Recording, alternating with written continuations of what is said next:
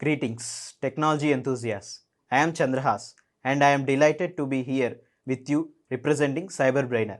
Do you not believe that the technology sector is advancing at an unprecedented rate, making this an opportune moment to acquire the skills that will facilitate your progress? With CyberBrainer, we are empowering you to take control of your own future. At CyberBrainer, we do not merely impart your interests. We assert that information is power, yet it is the application of knowledge that distinguishes you. Our courses are meant to equip you with essential skills, whether you are pursuing data science, understanding artificial intelligence, or delving into cybersecurity. Let us commence the session and seize the future today. Thank you. Okay, so just note this down and do it like after our sessions, just work it out. And when we connect tomorrow, we can see the genie which I have created.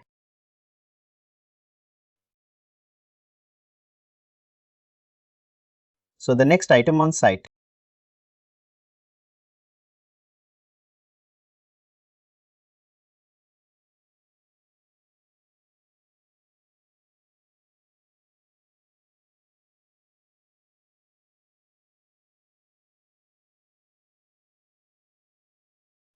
The next item which we are going to see is we are going to start with the setup.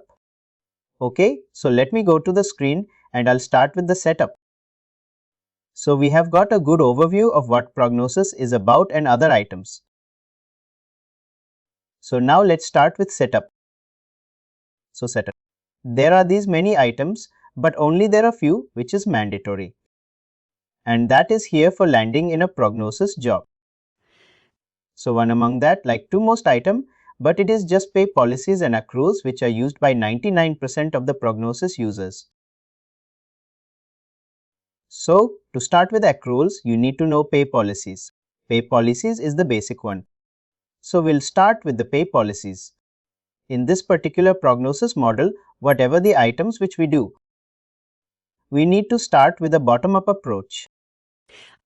Okay, from the bottom we will go to the top because whatever we do here, we will map it to the next session. Whatever we do here, we'll map it to the above session. We will create something here and then we'll map it to the above. Like this is a hierarchy here. Finally, this payroll is what will map to the employee's profile. Okay, so the bottommost item we need to go through here is the pay codes. How? What like you are aware what is a pay code, right? Regular overtime, vacation, sick, whatever the leaves are, whatever the working hours we are going to voucher.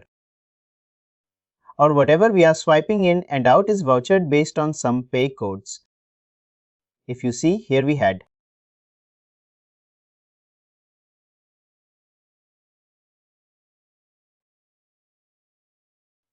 Let me take you through previous paper.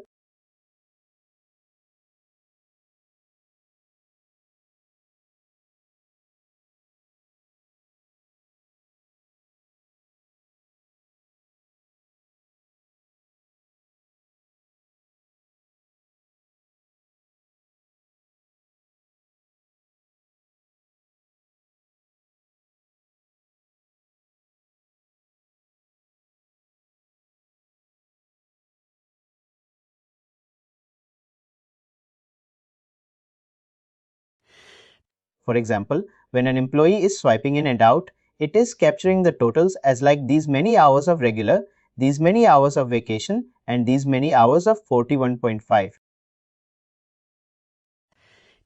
So these all are captured even when he's swiping in and out or when he's entering a pay code and ASCII, it's coming here, right? So these are the basic steps. First, we need to have these pay codes created. Regular or vacation of 14.5. There are n number of pay codes which are already created. We will see today how we create a pay code. Okay, so first basic step to create a pay code. You can ignore all the other items here. The first step, the bottom two, that's not needed. First, this is definition, is where we create a pay code. Under pay codes, we have definition. Pay code definition is where we create a new pay code. You can see whatever the pay codes available is already here. Right? So there are different types of pay codes available here. Okay, so to create a new pay code, you just need to click on new and you need to give a name here. So already we have created a number of pay codes.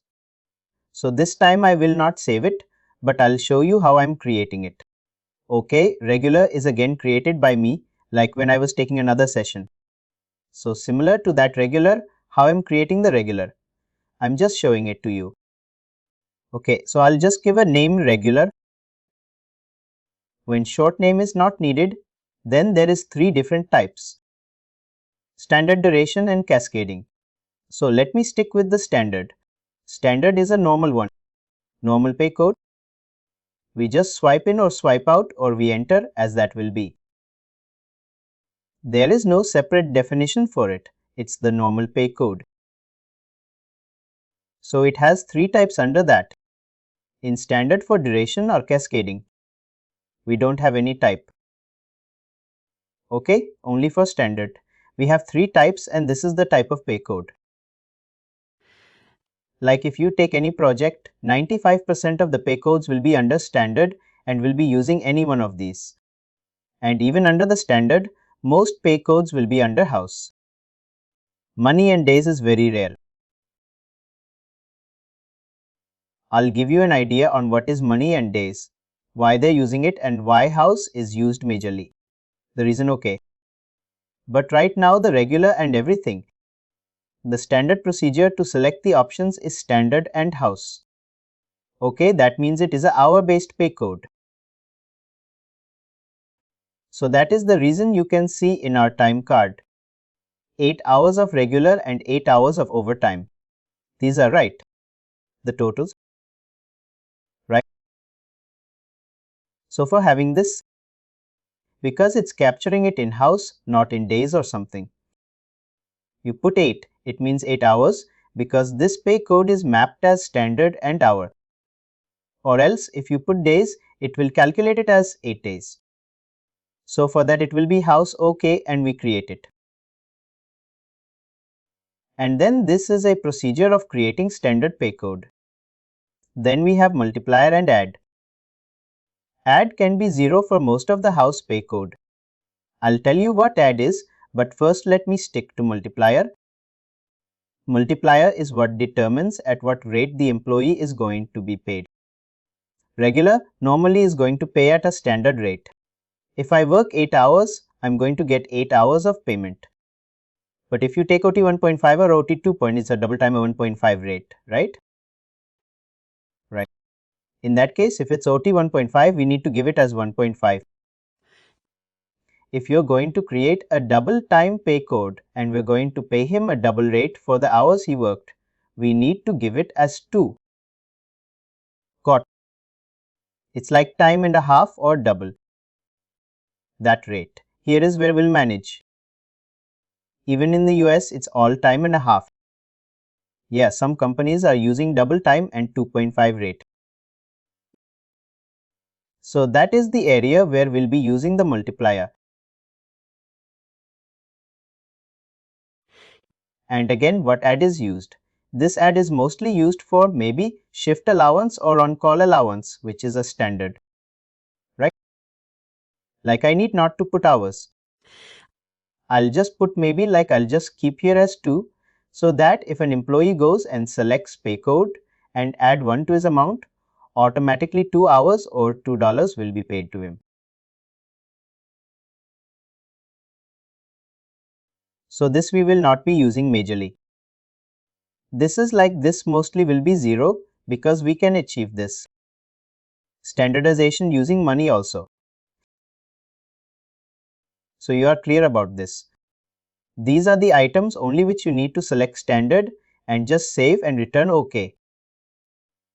So the pay codes which I need you to create right now is 2 items. 1.75. Because what you want to find when other items are already there. Oh, 3.0. Just create it out. I'll be back in another 5 minutes, okay? Or just so we can use the same. You can same software. Yes, same. You said no issues because I'm giving you the paid codes which are not available already in the system. Oh, so we have seen standard and how multiply rates are used. Now let me take you through what is money. Money is an area where the ad will be in place. It's like the ad is not enabled, but it's like whatever the value you put in, the amount will be paid if you create a pay code with the name of like maybe on call. And something that means. If you put in this case, I have put maybe here location instead of that. If I'm putting on call and I'm selecting 8 here, then it means it will give me $8. Example, if it is a bonus, I'm going to select bonus as a kind of money figure and I'm going to put in. I'm going to say you can see automatically as well as in some money they could change it to dollars. Right? And you're just paying the rates or the whole amount. Yeah, just to have static dollars. Right? Not the hourly wage. Okay? So that is about the money figure. It's just used for the allowance purposes if needed. Right? Yeah, and the next item is days which we rarely use, but in some places like accruals or some other places there, they might use it as days. But we need to define again, if we create it as a day, we need to define when we are going to the accrual modules. We need to define how many hours for a day. Yeah, like let's say 8 hours per day. Yeah, 10 hours per day, some people get 10 hours. So we'll just do it as a specific here. But while we are creating the accruals, this is just with respect to the pay policy module. This will not be of use. But when we go to accrual, maybe we can explore through this days option. Okay. This here will use only hours and money. And the next item, the duration pay code will not be useful. But the cascading pay code and duration, I'll teach you when we complete a particular payroll. We'll go with a simple one first. Once we navigate from this to this, once we completed a simple payroll, then we will start with exploring the complex part of this. What is the cascading payroll? What is duration? And even these items. What are the complex items? So first, when we create a payroll, we will create a particular pay code. We will select basic items from this work rule. The next item is work rule building block after we create a payroll. Okay, so tomorrow's session is more of this work rule building block. This will take maybe 1 or 2 sessions also. Okay, that's a number of items, but first when we create a work rule, we will go with the basic items, that is overtime and zones. And then we will go with the combination rule, and above is pay code description. These are mandatory. Okay, these two are hierarchy map. From majorities to internal run rules, we can pick anyone and create at any time. But whatever we create here, then we need to map it to the combination rule, and the combination rule needs to be mapped to pay code distributions. These two have hierarchy. So tomorrow our major work will be on this. We'll first create a basic one and then we'll create a work rule. Then we create a payroll just by mapping this work rule. We will not touch anything here. Okay, just create a work rule and see how it is working in the time. We'll assign it to a person and see how it is working, how it is like. You see this guy. It's calculating for the first 8 hours as regular and then 1.5 hours as overtime. How it is calculated. So we will have our own requirement. And then based upon that, we will create a payroll which matches that. So today, as the last part of our session, I'll first give a brief intro on what payroll we are going to create. So let me give a payroll. Payroll name is Australian Full-Time FT. I'm going to give it as Australian FT, and my condition is so.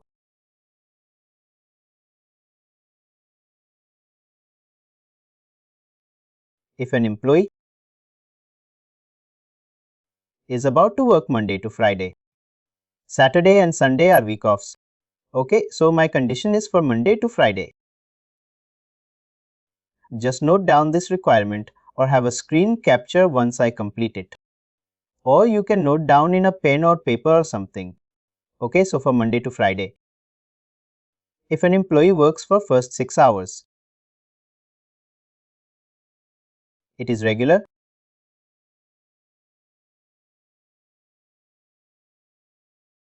6 to 8 hours. In fact, above.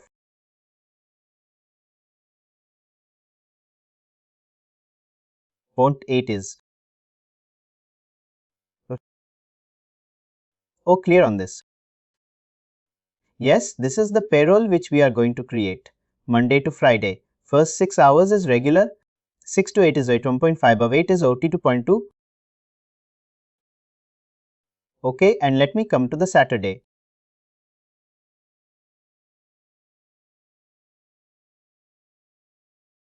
First 3 hours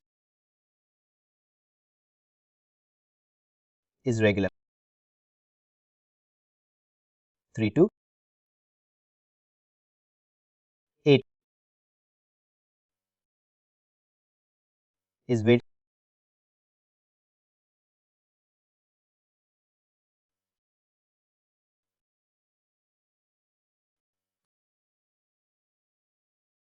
8 hours is okay. I'll just change it as 3 to be meaningful. To be OT 1 above 6 hours is 2.0. Okay, 3 to 6 hours will be OT 1.5. And let me come to Sunday. We will create it in a way that all the hours are.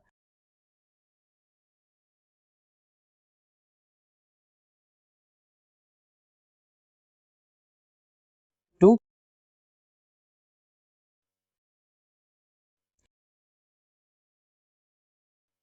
So this is the configuration which we are going to create. First we will start with this particular item.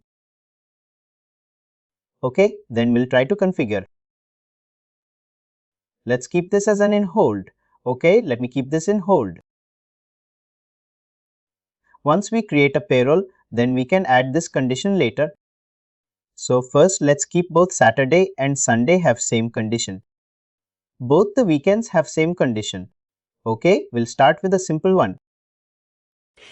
Then after this, once we successfully complete this, we'll add this condition and also a few more other conditions. Like, we have a number of items here this work role building blocks. We'll make sure that we include everything. What is punched down from what is guaranteed? What is exception? Quarters is not needed but breaks bonuses. Okay, everything will include. And at that time, I'll just include the same with the requirement. Right now, if I include it, it will confuse you. Let's stick with these two lines. This is the requirement which you are going to achieve. This is how the lifetime request will come to you. This is how we are creating configurations in Kronos. Please do like, share and subscribe to our channel.